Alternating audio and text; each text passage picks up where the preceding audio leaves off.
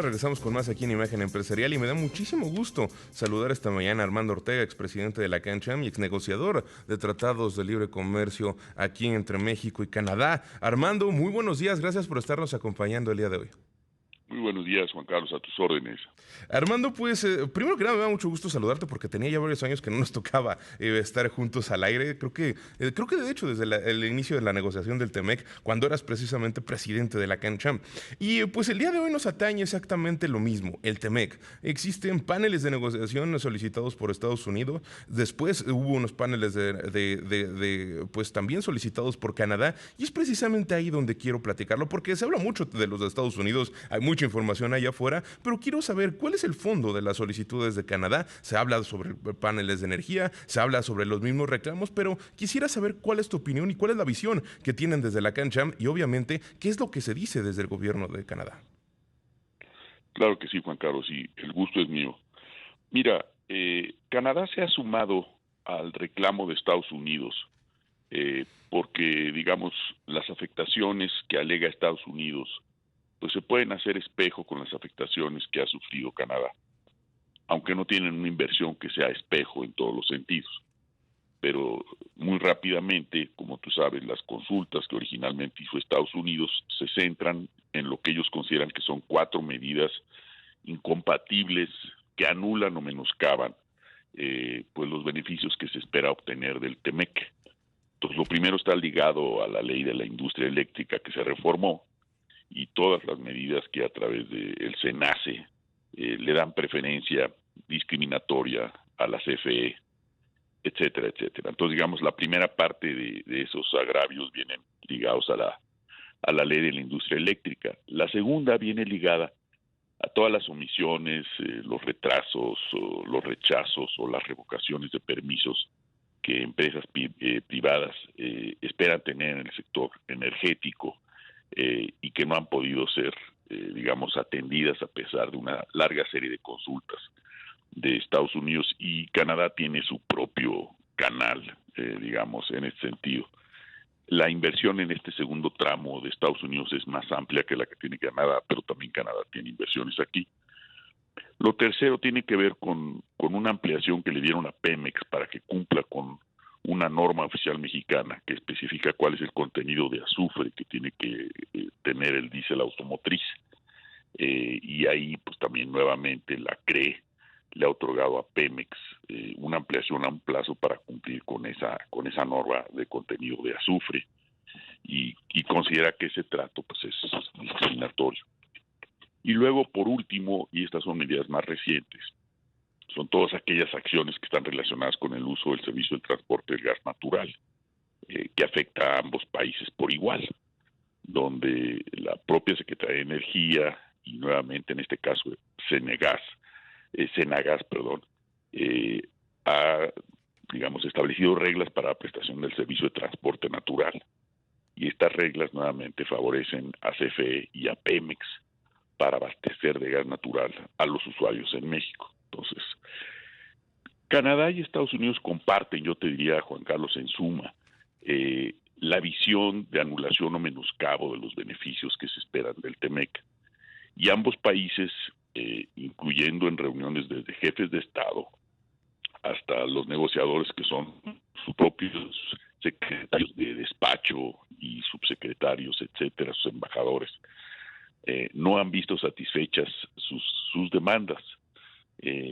Así es que yo creo que en esa parte, digamos, tienen una petición muy parecida. Originalmente Estados Unidos se fue con su propio proceso, pero está previsto en el tratado, Juan Carlos, como tú sabes, y así ha sucedido en otros casos, por ejemplo, en uno de México contra Estados Unidos en regla de origen, que era originalmente una reclamación solo de México y al final regla de origen automotriz. Canadá se sumó a ese panel y ahora es un panel de los dos países contra Estados Unidos. Pues algo muy parecido yo creo que es anticipable aquí, aunque también Canadá, a diferencia de Estados Unidos, que se salió de ese acuerdo, tiene el propio camino del Tratado Transpacífico. Ahí, al amparo del Tratado Transpacífico, digamos, quedó firme la reforma energética, se hizo en 2013, y podría tener su propia avenida de solución de diferencias bajo ese tratado, pero en este caso, digamos, estamos hablando del TEMEC. Y justamente ahí va mi siguiente pregunta. Hace poco platicaba con Carlos Béjar, que es otro analista y que también formó parte del grupo negociador del Telecán, del original Telecán de nuestro país. Actualmente es un experto en estas cuestiones de comercio internacional. Y él me decía precisamente que existen mecanismos desde el acuerdo transpacífico en donde pues algunas naciones también podrían brincar por los cambios de reglas en nuestro país. Entonces, Canadá, siendo miembro de ambos tratados, es en ambas situaciones o en ambos acuerdos donde sí se están incumpliendo las cuestiones que México acordó? Mira, tendría las dos avenidas abiertas. Lo que no podrías hacer es tener reclamos idénticos en ambos tratados. No podrías tener dos mecanismos de solución de diferencias sobre el mismo tema abierto. Digamos, hipotéticamente, Canadá podría agotar bajo el TEMEC todo lo que considere que cubre el TEMEC, que yo creo que es básicamente la gran mayoría de cualquier anulación o menoscabo, y en lo que quedare incompleto podría accionar la propia vía del TPP, a diferencia de Estados Unidos. Sin embargo, Estados Unidos bajo el TEMEC, como tú sabes, lo puede hacer porque logró que México lo reconociera, que la reforma energética quedara consolidada en el reconocimiento a Estados Unidos de que no sería tratado de una manera menos favorable que lo que trató a los socios del TPP en ese tema. Entonces, cuando tú hablas de qué países pueden quedar afectados, bueno, ahorita estamos hablando de Estados Unidos y Canadá que han accionado esos mecanismos.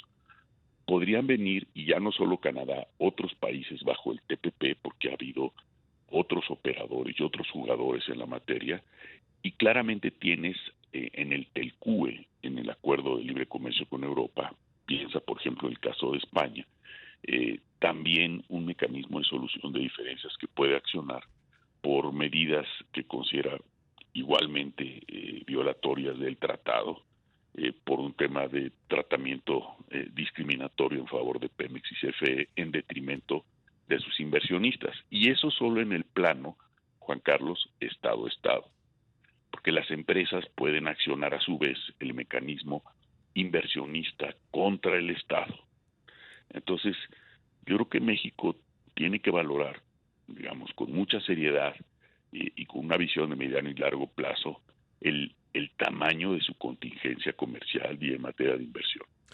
Y viste en el clavo sobre lo que es importante observar de esto, que es ya Estado a Estado están hechos los planteamientos, pero faltan las empresas. Desde la CanCham, porque tú, a pesar de que ya no eres el presidente, formas parte importante en el Comité Minero. Entonces, ¿existe alguna noción de que pueda venir algún reclamo? ¿Se ha mencionado algo acerca, ha estado el planteamiento? Obviamente sé que no me puedes decir, sí, tal empresa, pero ¿cómo notas a los empresarios de Canadá que tienen operaciones en México hacia el gobierno de nuestro país? Mira, claramente existe para las empresas inversionistas en lo individual ese mecanismo, y alguna de ellas en el pasado ha dado indicaciones de que podría accionarlo.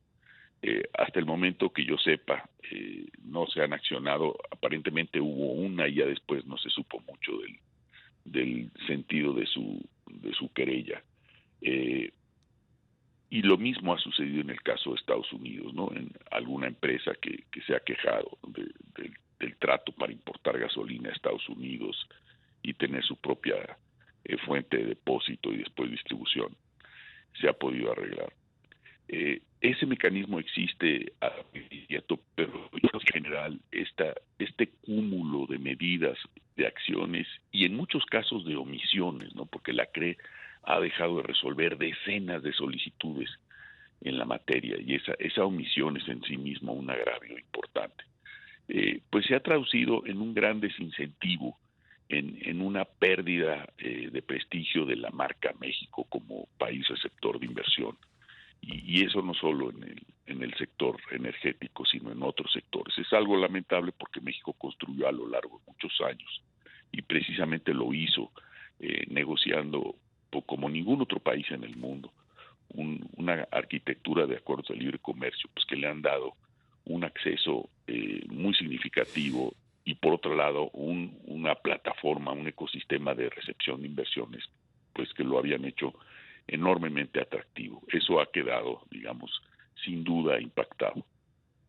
El detrimento de la marca México creo que es clave de la respuesta que me acabas de dar. Eso será para platicar mucho acerca de ese tema. Ahora, eh, ayer en la conferencia matutina el presidente Andrés Manuel López Obrador le preguntaron acerca de proyectos de infraestructura, le preguntaron que si seguían confirmados los 40,000 millones de dólares en inversiones desde Estados Unidos a nuestro país.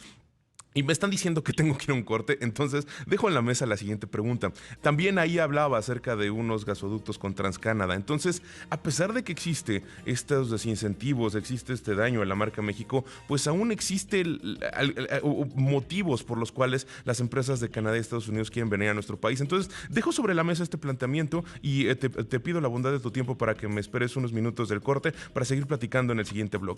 Regresamos con más aquí en Imagen Empresarial, 6:45 de la mañana. Armando Ortega, expresidente de la CANCHAM y experto en cuestiones comerciales, negociador de tratados de libre comercio, pues está con nosotros y había dejado en la mesa, Armando, el planteamiento sobre México a pesar de este detrimento que ha habido en la marca México como tal. Existen empresas que siguen atraídas a invertir en nuestro país. Insisto, ayer el presidente Andrés Manuel López Obrador hablaba sobre un gasoducto que se está planteando con TransCanada. Entonces, a pesar de todo este ambiente que existe contrario a los negocios, México sigue siendo atractivo para empresas de Canadá. Por supuesto que México sigue siendo atractivo y digamos la pandemia, entre una de sus consecuencias muy graves que no termina, Juan Carlos, pues está el de la afectación muy importante en general con Asia de las cadenas de suministro y por lo tanto muchas empresas han desde hace muchos meses empezado y ejecutado procesos de lo que se conoce como el nearshoring, para cambiar sus operaciones de Asia y traerlas a lugares que sean más cercanos a sus mercados, sea en Europa o sea en el caso de Estados Unidos, a México, a Canadá o a otros países. Entonces en la parte de nearshoring, pues México tiene una ventaja comparativa muy significativa, no solo por tener su acuerdo de libre comercio, el TEMEC ahora, sino por su posición geográfica, etcétera. Pero no, digamos, no se está aprovechando el nearshoring en la forma como se podría aprovechar para auténticamente sustituir no solo a China, sino a otros países competidores de Asia, pues que están tomando, digamos, una parte de ese mercado.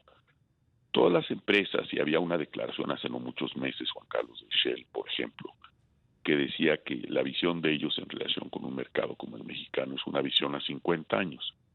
Y efectivamente empresas energéticas de Canadá, la antigua TransCanada, hoy TC Energy, fueron las primeras que resolvieron algunos de los diferendos que tenían con la CFE. El caso de TC Energy, de un gasoducto submarino que venía de Texas hacia Veracruz.